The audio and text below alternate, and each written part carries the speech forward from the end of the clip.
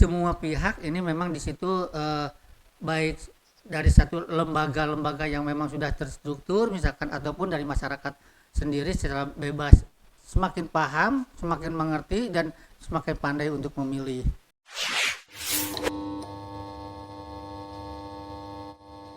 Misalnya dari kampus ada perwakilan untuk kita audensi seperti itu ya, bagaimana pemilu dan bagaimana para milenial ini menilai ketertarikan para milenial untuk memilih nanti.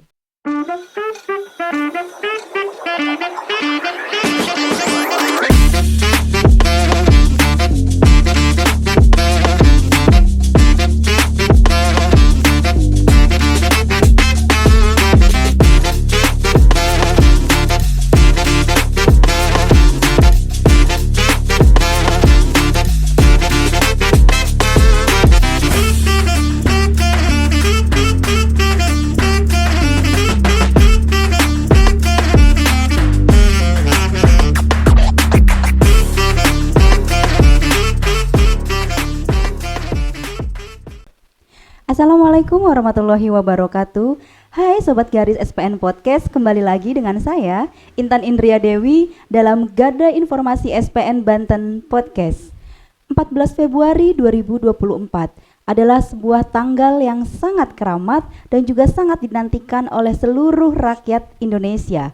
Karena di tanggal tersebut, seluruh rakyat Indonesia akan menentukan siapa saja yang akan menjadi perwakilan baik di DPRD Provinsi, DPRD Republik Indonesia, dan juga DPRD Kabupaten dan Kota, DPD RI, dan juga menentukan siapa presiden dan wakil presiden untuk Indonesia 5 tahun ke depan. Dan tentunya tetap di Garis SPN Banten Podcast dengan dua narasumber kita, tetap di Garis.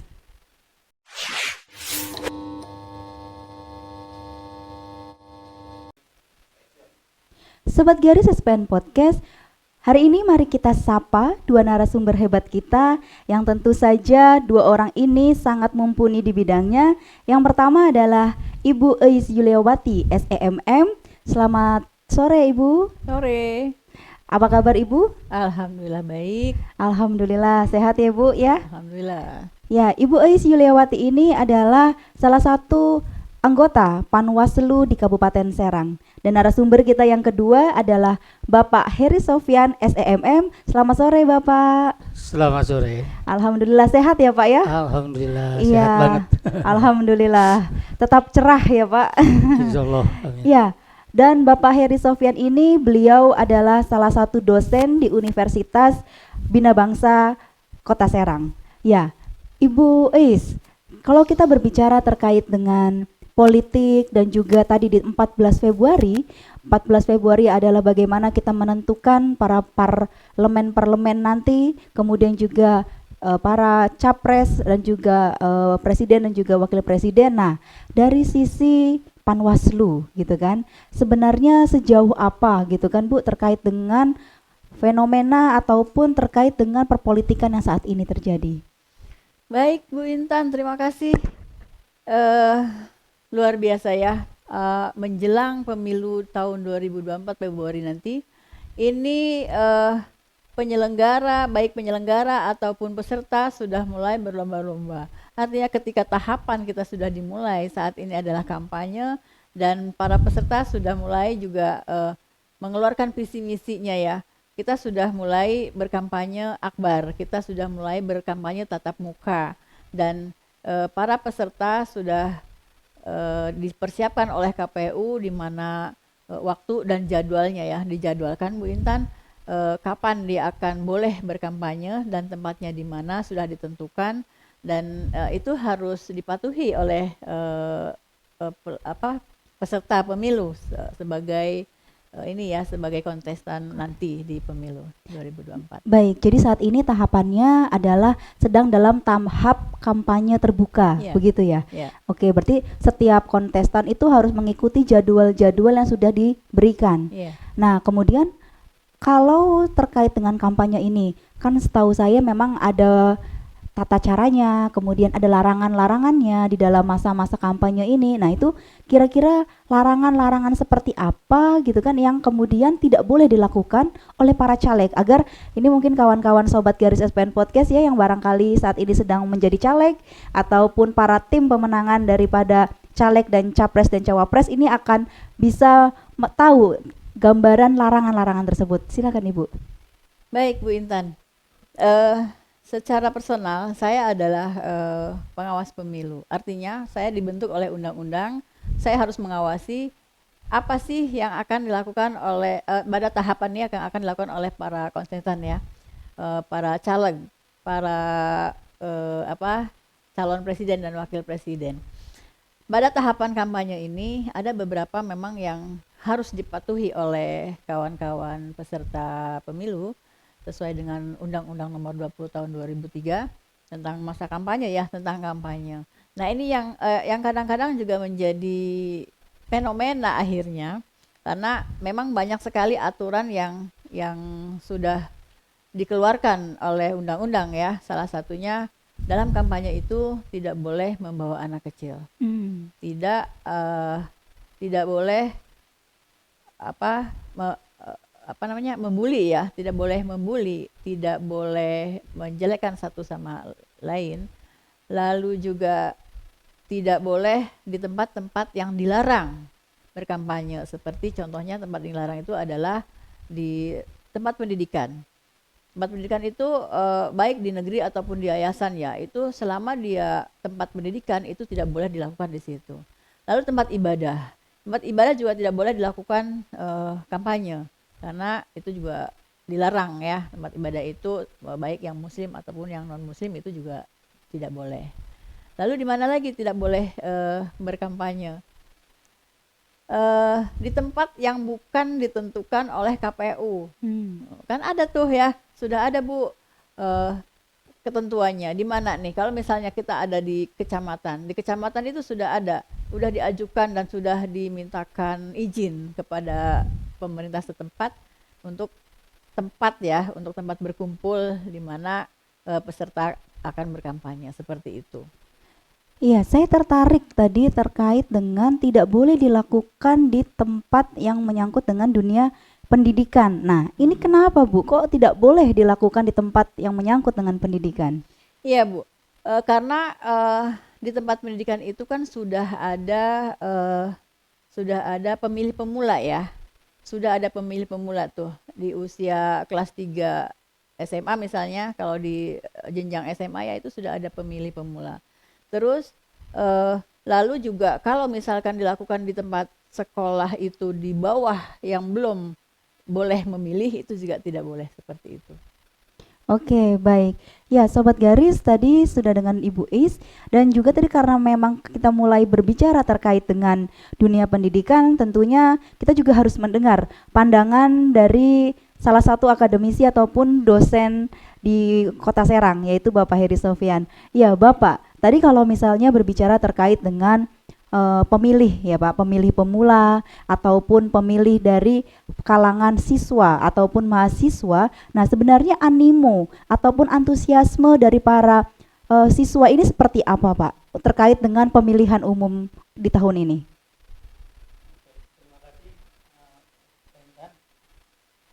Pertama kali saya ini kan sedikit tadi beralat, jadi saya sebagai dosen di salah satu universitas ya, yaitu yang pertama di Bina Bangsa, kemudian di Sekolah Tinggi Ilmu Ekonomi Dwi Mulia. Oh, ya. Dari 2 universitas ya Pak. Wah, luar biasa. 2 perguruan tinggi ya. 2 ya. perguruan tinggi luar biasa ini Bapak. Ya, kalau saya ditanya tentang animo masyarakat, tentunya mungkin yang dimaksud masyarakat yang muda atau milenial mungkin ya. Iya, betul. Nah, ini mungkin saya akan mengupas dari segi demokrasinya dulu kan. Baik. Karena pemilu ini adalah pesta demokrasi. Ini kalau namanya pesta itu biasanya tuh kita suka ingin yang wah. Sebagaimana ya umumnya pesta, namanya juga pesta, apalagi ini pesta nasional gitu kan. Tapi pesta nasional yang di dalam pemilihan umum ini mungkin agak sedikit berbeda. Kalau di sana pestanya pesta bebas, tapi kalau di sini tidak bebas. pestanya di sini adalah pesta yang memang harus memenuhi aturan-aturan yang sudah ada. Nah, tadi di samping saya barusan ini ada dari Panwas ya. Panwas, betul. Kemudian nanti juga ada yang mungkin dari KPU nih. Dari KPU-nya harusnya ya sekarang Harus ada. bisa hadir gitu kan. Ini yang akan menetapkan aturan-aturan. Tadi sudah dijelaskan di mana harus pesta, di mana ini. Nah, ini konsep pesta ini kalau saya melihat ini ya, saya amati misalnya di beberapa tempat umumnya masih seperti yang dulu. Ini saya belum mengerti animonya seperti apa, tapi cara-caranya yang seperti dulu tuh apa? Ya masih maaf ini tentang tempat-tempat mungkin tadi yang sudah ditunjuk, tetapi mungkin ada yang dilaksanakan di situ, ada yang tidak. Nah, ini masih tetap berlaku seperti itu karena memang KPU menetapkan seperti itu. Ya, padahal yang sebenarnya mungkin bisa ditetapkan seperti ada cara lain yang memang bagaimana cara nah ini cara menggiring masyarakat, terutama masyarakat muda milenial ya, untuk tidak datang ke lokasi, tetapi dia itu bisa mendapatkan sebuah informasi yang luar biasa daripada tadi sistem kampanye tersebut. Dan yang kedua mungkin dari pemilik partai politiknya sendiri ya, itu juga mungkin ada campur baur di situ, memberikan penyadaran kepada mereka agar tidak menerima ya tentang apa yang mau diberikan oleh siapapun juga mungkin. Nah, itu juga ada dari sampai sekarang nih. Kemudian kaum milenial ini juga perannya memang cukup baik juga, bahwa mereka juga sudah ada keinginan ini perubahannya artinya untuk mengikis habis tentang money politik tadi. Nah, jadi ada dari dua hal tersebut. Nah, kemudian dari masyarakat sendiri ternyata memang lebih paham. Penyadaran itulah yang memang semua pihak ini memang di situ baik dari satu lembaga-lembaga yang memang sudah terstruktur misalkan ataupun dari masyarakat sendiri secara bebas semakin paham, semakin mengerti dan semakin pandai untuk memilih. Itu saya kiranya Mbak Intan. Iya, terima kasih Pak Heri. Wah, nih kalau berbicara money politik ya Bu ya, ini kayaknya udah makanan sehari-harinya Panwaslu gitu kan. Nah, kalau terkait dengan money politik sendiri Bu, mekanisme itu dijalankan seperti apa? Agar tadi tidak ada para caleg ataupun paslon gitu kan yang menggunakan money politik gitu kan. Karena sekarang money politik itu tidak hanya kan tadi ya, tidak hanya berbentuk uang gitu kan, karena bisa dalam bentuk lain. Nah, ini seperti apa mekanismenya? Silakan tolong dijelaskan. Oke,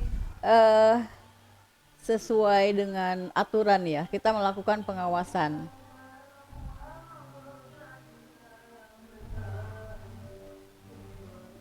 Baik, kita melakukan pengawasan itu sudah diatur semua Mbak Intan, sudah diatur semua untuk money politik itu ya. Baik itu dalam Undang-Undang Nomor 7 Tahun 2017 ataupun pengawasannya lebih dari Bawaslu sendiri, Undang-Undang 11 Tahun 2023, lalu dikuatkan lagi dengan kampanyenya di Undang-Undang Nomor 20 Tahun 2023 ya. Di situ jelas disebutkan bahwa tidak boleh melarang sekali money politik. Sekecil apapun rupiah, sekecil apapun uang itu sudah sudah pidana masuknya ya. Itu sudah money politik. Lalu dengan barang lain. Nah, ini yang menjadi fenomena saat ini. Door prize, kita bicara door prize. Door prize itu kenapa menjadi salah satu poin yang dilarang? Karena itu menjanjikan ke masyarakat untuk diberikan sesuatu ya, untuk diberikan sesuatu dan dalam rangka menyampaikan visi misinya tersebut. Si masyarakat diberikan hadiah gitu kan, diberikan door prize gitu kan. Nah, itu tidak boleh. Yang boleh itu pun sebenarnya 100.000 yang masuk ke dalam undang-undang ya, itu 100.000. 100.000 pun sudah termasuk ke dalam apa saja yang akan dikeluarkan oleh si yang mau berkampanye saat itu ya, baik itu calon legislatif ataupun dari presiden atau wakil presiden. Kaos misalnya itu sudah terinclude ke dalam 100.000 ya. Terus stiker itu sudah include juga ke pengeluaran yang 100.000. Jadi sebenarnya money politik itu tidak hanya 100.000-nya yang kita lihat itu ya, karena memang sudah terbagi-bagi tuh dalam kampanye biasanya sudah ada kaos, sudah ada stiker, sudah ada banner seperti itu ya. Nah, itu yang kemudian menjadi sekarang kadang-kadang salah kaprah gitu kan. Salah kaprah. Mereka berpendapat bahwa ini masanya kampanye, boleh saja melakukan apapun gitu kan. Padahal ini kan garapan undang-undang yang diperlakukan itu garapan legislatif ya. Legislatif yang kemarin duduk di legislatif beserta pemerintah. Nah, kembali lagi ketika mereka mencalonkan diri lagi, kok ini juga dilanggar sama mereka gitu kan, seperti itu. Nah, jadi berputar aja seperti itu. Lalu kita sebagai Panwas, karena memang kita sudah harus mengawasi itu, lalu ranahnya kita ketika saya di kecamatan misalnya, saya di kecamatan ketika menemukan itu, kita harus memberikan warning dulu ya, karena kita ada pencegahan dulu, ada pengawasan, lalu baru tindak lanjut. Artinya mencegah itu bagaimana? Mencegah, memperingatkan ya, memperingatkan dengan surat himbauan, misalnya, lalu memberikan pencegahan, diberikan pengertian kepada para caleg ataupun tim dari pemenangan itu, bahwa sekecil apapun jenisnya, ketika dia memberikan sesuatu kepada pemilih, ke peserta kampanye, itu namanya money politik, seperti itu. Nah, itu jadi sudah diatur oleh undang-undang sedemikian rupa hingga akhirnya ini mengurangi ya, entahlah kalau di belakang, ketika di depan kita ini sudah diberlakukan, undang-undang itu sudah berlaku. Jadi tidak melulu karena dari partainya ya, tidak. Kalau partai dengan cara apapun dia pengennya menang, Pak. Pengennya kalau partai ya dengan cara yang dilarang pun dia harus bisa bagaimana menarik minat masyarakat gitu kan untuk memilih si partai tersebut gitu kan. Tapi karena ada kemasan undang-undang yang tidak memperlakukan itu, money politik dan lain sebagainya, itu mungkin Banten ya untuk saat ini rada berkurang lah daripada tahun-tahun yang lalu. Oke, baik. Jadi ternyata money politik itu tidak hanya memberikan uang begitu ya. Tapi sepertinya Pak Heri cukup tertarik untuk menyikapi atau menimbali atau berkomentar nih kayaknya. Silakan Bapak. Iya, melihat ini juga turn back money politik. Oh iya benar. Oh iya, saya malah baru melihat Pak, baru sadar. Iya. Iya, sudah diingatkan dari yang tertera. Tentang money politik memang banyak orang tertarik, termasuk saya sendiri ya. Tadi sudah disampaikan money politik itu seperti apa, bukan hanya memberikan secara fisik uang dan nilainya seperti itu. Tadi di penjabarannya ternyata ada penjabarannya, tapi tadi itu demi kemenangan segala cara sepertinya dihalalkan. Nah, tapi saya mungkin tidak mengupas kepada money politik tersebut karena memang itu udah rahasia umum apapun juga ini, dan itu artinya kalau memang ada seperti itu sebenarnya gitu kan, kita dengan kasat mata kita itu udah tahu siapa yang melakukan money politik. Kalau memang kategorinya tadi itu tidak bentuknya kaos pun udah masuk ini, tapi kan orang tahu, orang misalkan gini, berada di dalam satu titik kampanye menggunakan kaos, berarti itu udah money politik ya? Oh enggak, bukan. Artinya gini, kaos itu dikemas gimana? Tadi kan diberikan kan, akhirnya dipakai. Orang tidak mungkin dari mana pakai itu misalkan ininya.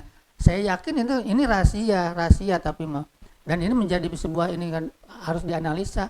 Nanti pertanyaannya begini, dari mana? Itu membeli sendiri kaosnya, itu bukan money politik karena tidak ada bukti gitu. Tapi masyarakat apakah sampai sejauh itu menggunakan kaos partai, menggunakan gambar caleg, menggunakan segala macam atributnya? Apa sampai sejauh itu, saking cintanya kepada partai untuk ininya, boro-boro untuk itu, untuk beras pun kadang-kadang gitu. Susah ya Pak? Banyak susahnya. Nah inilah ya, ini salah satu penyadaran untuk partai-partai yang memang dari kaum tertentu gitu kan, yang memang dianggap memang itu taraf hidupnya masih di bawah. Kalau memang misalkan ada upahnya juga tidak mencapai upah yang layak misalnya itu. Baik. Nah dari kaum itulah yang memang memberikan penyadaran, itu salah satunya itu tadi. Saya tadi baru ada 2 kata saya. Ini mungkin yang ketiga penyadarannya. Jadi dari kaum tertentu yang memang tidak mendapatkan penghasilan yang cukup atau berlebihan gitu kan, bisa dikatakan mungkin itu menengah ke bawah gitu kan. Ini memberikan pelajaran, bahwa pelajaran kepada siapa? Kepada pihak-pihak milenial. Nih kami tidak bisa memberikan apapun juga, tapi kami ingin maju menjadi calon legislatif. Kami tidak akan bisa memberikan apapun juga, tapi ingin kami mempunyai partai. Contohnya seperti itu gitu ya. Iya baik, waduh luar biasa ya, luar biasa sekali nih Sobat Garis, karena memang kalau kita berbicara politik dengan juga dinamikanya ini luar biasa sekali. Dan mungkin sebenarnya kita masih ingin banyak berdiskusi dengan dua narasumber ini, tetapi sampailah kita di penghujung acara dan kita akan mendengar closing statement dari dua narasumber kita. Kepada Bu Eis dipersilakan. Sahabat Garis SPN, untuk pemilu 2024 jadilah peserta pemilu yang taat aturan, yang mematuhi apapun yang sudah menjadi aturan KPU dan Bawaslu tentunya. Dalam berkampanye, beberapa hal yang tidak boleh dilakukan oleh peserta pemilu adalah menyertakan anak kecil, money politik, dan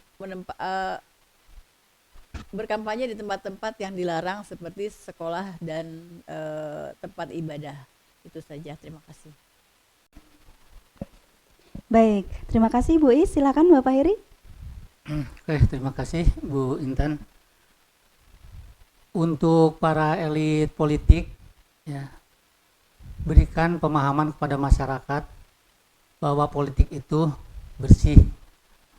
Berikan peluang kepada siapapun, terutama calon pemilih, bahwa politik itu bisa di-cover oleh siapapun juga, termasuk orang yang tidak berduit. Saya kira itu. Baik, terima kasih Pak Heri.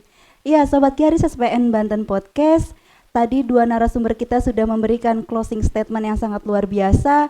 Dan tadi jika kita berbicara terkait dengan pemilihan umum, maka tidak hanya sekedar menentukan pilihan, tetapi juga masyarakat dan rakyat menentukan nasib 5 tahun ke depan. Maka dari itu, jangan sekali lagi kita tergiur dengan money politik, dengan uang yang tidak seberapa, tapi kita bisa melihat bagaimana visi dan misi serta bagaimana track record daripada para calon legislatif kita dan juga para calon presiden dan wakil presiden kita. Jadilah pemilihan yang cerdas dan tetap juga menjadi pemirsa setia Garis SPN Banten Podcast. Terima kasih kembali lagi dan juga sampai jumpa di podcast-podcast selanjutnya dengan saya Intan Indria Dewi, tetap di Garis Informasi SPN Banten Podcast. Wassalamualaikum warahmatullahi wabarakatuh.